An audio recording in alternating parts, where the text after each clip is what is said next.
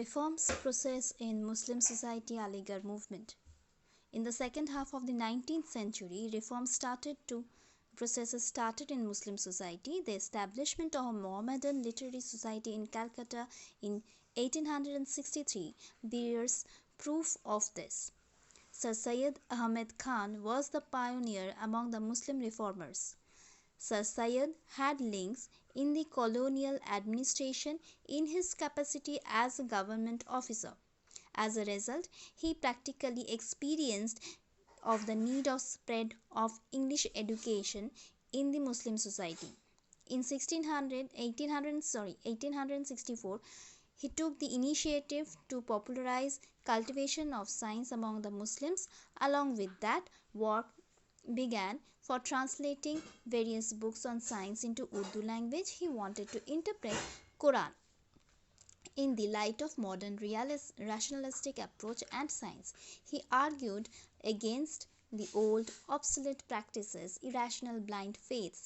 Sir Syed established Aligarh Oriental College in 1875.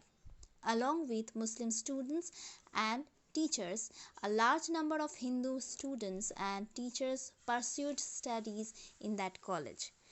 The reforms undertaken by Sir Syed and their own limitation. Those programs had no impact on the larger number of poor Muslims. The reforms were accepted mainly by the upper and middle class Muslims. Now,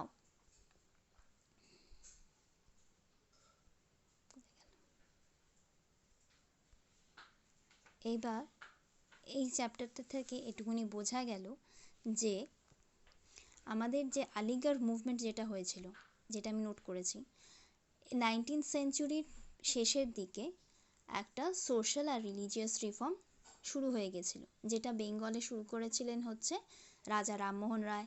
তারপরে এলেন ঈশ্বরচন্দ্র বিদ্যাসাগর, তার সঙ্গে দেবেন্দ্রনাথ ঠাকুর, রামকৃষ্ণ, বিবেকানন্দ, এরা সব পরপর আসতে লাগলো আমাদের বেঙ্গল সোসাইটিতে, হিন্দু সমাজে।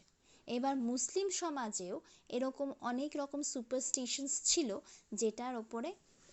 যেটাকে নিয়ে কাজ করলেন হচ্ছে মুসলিম কমিউনিটিকে নিয়ে কাজ করা শুরু করলেন হচ্ছে স্যার সৈয়দ আহমেদ খান। উনি কী করেছিলেন? উনি করেছিলেন as a result they started, উনি ইংলিশ এডুকেশনটাকে ইনভলভ করার চেষ্টা করেছিলেন। আর এটা আমাদের বইতেই আমরা দেখতে পাচ্ছি যে he was an servant of British East India company. তার মানে ও ব্রিটিশ ইস্ট ইন্ডিয়া কোম্পানিতে চাকরি করার সঙ্গে সঙ্গে সে একটা জুডিশিয়াল সেক্টরে ছিল এবং সে সেখানে এগুলো সব জানতো, পলিটিক্যাল ইস্যু। কিন্তু এখানেও সে একটাই প্রবলেম হলো যে এই যে মডিফিকেশনসগুলো আনার জন্য তাকে কি করতে হয়েছিল, তাকে তো নিজস্ব লড়াই করতে হয়েছিল এবং সে খুব শিক্ষিত একজন মানুষ ছিল। তার জন্মও একটা খুব ভালো পরিবারে হয়েছিল, যারা খুব শিক্ষিত ছিল, আপার ক্লাসে হয়েছিল। কিন্তু সেজন্য তার নিজস্ব একটা ধ্যান ধারণা ছিল এবং সে খুব ওয়াকিবহল ছিল আমাদের এই সোসাইটির চেঞ্জের নিয়ে। কিন্তু আমাদের এখানে 3টে স্তর আছে সমাজে, এক হচ্ছে উচ্চবিত্ত, একটা হচ্ছে মধ্যবিত্ত আর নিম্ন মধ্যবিত্ত, তারপরে হচ্ছে তোর যারা দিন আনা দিন খায়।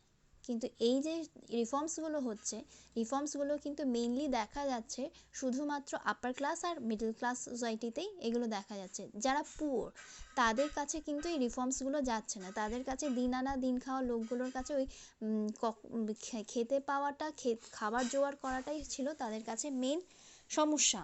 কিন্তু যেটুকুনি হয়েছিল তিনি কি করেছিলেন সেটা হচ্ছে স্যার আইয়ুব খান কোরআনটাকে অথরাইজড বুক করার চেষ্টা করেছিলেন এবং তার সঙ্গে যে সায়েন্টিফিক কারণগুলো আছে সেইগুলো নিয়ে উনি লেখালেখি করা শুরু করেছিলেন।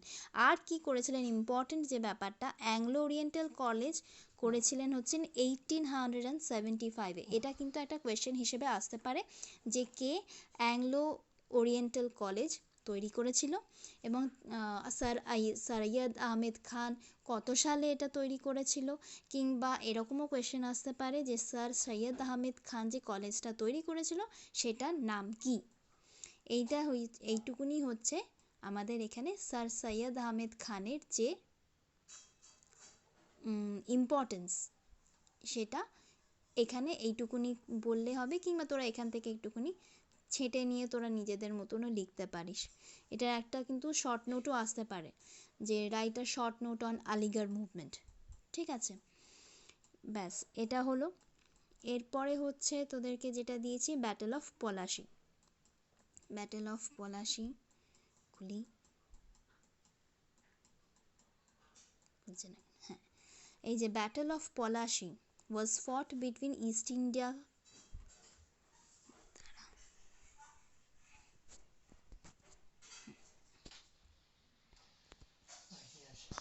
Battle of Polashi was fought Robert Clive আর সিরাজউদ্দৌলার মধ্যে ফাইটিং হয়েছিল। আর causes of battle of Palashi, কি কি কজেস ছিল?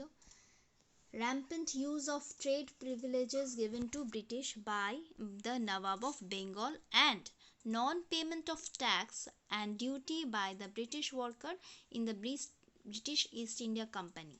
কি করা হয়েছিল? Causes of battle of Palashi, এমনি এমনি তো কোনো যুদ্ধ হয় না, যুদ্ধের একটা কারণ থাকে। সেই যুদ্ধের কারণ হচ্ছে যে ব্রিটিশ ইস্ট ইন্ডিয়া কোম্পানিকে অনেক ছাড় দেওয়া হয়েছিল, তারা যাতে এখানে খুব সুখে বিজনেস করতে পারে। কিন্তু সেই বিজনেসের যে নর্মসগুলো আছে তারা সেগুলোকে মানতে চায়নি, মানেনি, ভায়োলেট করেছিল।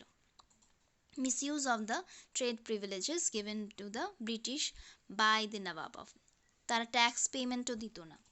তারপরে কি হয়েছিল? Fortification of Calcutta by the British without nawabs, নবাবের পারমিশন ছাড়া কলকাতার যে ফোর্ট সেটাকে তারা ফর্টিফিকেশন করলো। তারপরে কি হয়েছে? এবার এইভাবে অনেকগুলো কারণ ছিল, এই তিনটে কারণ খুব ইম্পর্টেন্ট। যদি সব কোনো সময় কোয়েশ্চেন আসে যে what are the causes of the battle of Palashi, তাহলে এই যে প্রথম যে দুটো আছে আর হচ্ছে এই তিনটে ফর্টিফিকেশন অফ, যদি এটা 5 নম্বরের কোয়েশ্চেন আসে তবেই তিনটে। ঠিক আছে, একটু বড় করে লিখলে হবে। এবার এখানে কিছু কিছু পয়েন্টস দেওয়া হয়েছে। এবার কেন হয়েছিল? এবার পলাশির যুদ্ধ যে হয়েছিল, পলাশির যুদ্ধ কোথায় হয়েছিল, কবে হয়েছিল? এবার এই যে এখানে কোয়েশ্চেনটা দেওয়া আছে, ব্যাটেল অফ পলাশি ওয়াজ ফট at Polashi on the banks of Bhagirathi river near Calcutta on June 23rd। এবার এখানে একটা কথা বলে দেওয়া দরকার, তখনকার দিনে এই যে 1757-এ তখন কিন্তু ক্যালকাটা আমাদের ইয়ের মধ্যে ওয়েস্ট বেঙ্গলের ক্যাপিটাল ছিল না, তখন ক্যাপিটাল ছিল হচ্ছে মুর্শিদাবাদ। মুর্শিদাবাদই হচ্ছে ক্যাপিটাল, এবং আমাদের বাংলার শেষ স্বাধীন নবাব ছিলেন হচ্ছে সিরাজউদ্দৌলা। ঠিক আছে, সিরাজউদ্দৌলার সঙ্গে এখানে যুদ্ধ করা হচ্ছে। সিরাজউদ্দৌলার যখন যুদ্ধ করা হচ্ছে তার কাছে কিন্তু 50,000 সৈন্য ছিল।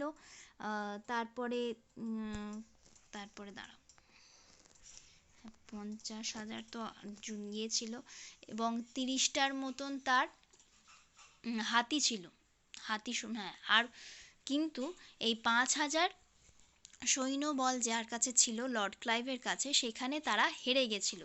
18 ঘন্টার যুদ্ধর পরে 3 ঘন্টা যখন যুদ্ধ হয়ে গেছে তখন তারা বুঝতে পারলো যে 50,000 যে আর্মি যেটাকে লিড করবার কথা ছিল হচ্ছে মীর জাফরের, সেটা তারা, মীর জাফর শুধুমাত্র দাঁড়িয়ে রইল, কোনো মতে সেখানে লড়াই করলো না। সেইখানে দাঁড়িয়ে দাঁড়িয়ে তখন সিরাজউদ্দৌলাকে পালিয়ে যেতে বাধ্য করা হলো। কারণ যাতে বাঁচতে পারে এবং পরবর্তীকালে যেন সে আবার ফিরে তাদের সঙ্গে লড়াই করতে পারে। কিন্তু সেইখানেই তাকে মেরে ফেলা হয়েছিল, পালিয়ে যাওয়ার পরে তাকে বন্দি করে মেরে ফেলা হয়েছিল। এবার এই জিনিসটা আমাদের এখানে হলো যে causes of battle of Palashi আমি এখানে বুঝতে পারলাম, আর what is battle of Palashi এই জিনিসটা আমি এখন বুঝতে পারলাম।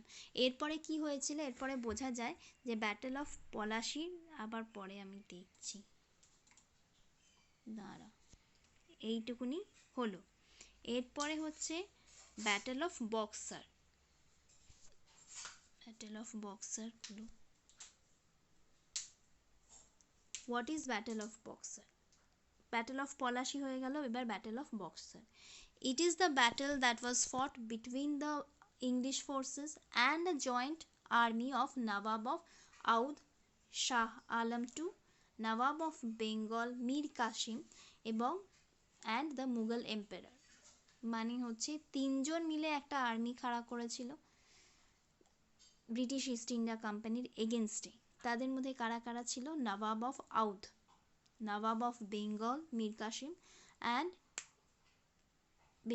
মুঘল এম্পায়ার। যদি নাম মনে না থাকে তাহলে শুধু nawab of Awadh, nawab of Bengal and the Mughal empire এইটা লেখা যায়, কিন্তু যদি নামগুলো দেওয়া হয় তাহলে আরও নাম্বারটা পাওয়া যেতে পারে।